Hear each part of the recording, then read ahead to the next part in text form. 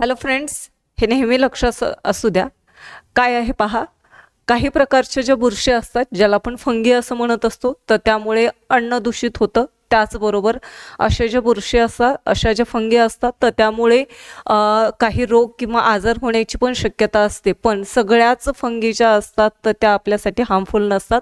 तर पहा, काही ज्या फंगी असतात, बुरशी असतात, तर त्यामध्ये औषधी गुणधर्मही आढळून येत असतात. फॉर एक्झाम्पल पहा, जसं की ईस्ट आणि काही प्रकारचे भूछत्र म्हणजे ज्याला आपण मशरूम असं म्हणत असतो, तर हे उपयोगी असतात. का? कारण की ईस्ट जे आहे तर हे किण्व ब्रेड तयार करण्यासाठी वापरलं जात असतं आणि आंबवण्याच्या प्रक्रियेमध्ये सुद्धा ईस्टचा वापर केला जात असतो. आणि जे मशरूम आहे, भूछत्र जे आहे, तर यामध्ये जीवनसत्व व लोह हे भरपूर प्रमाणामध्ये आपल्याला आढळून येत असतात.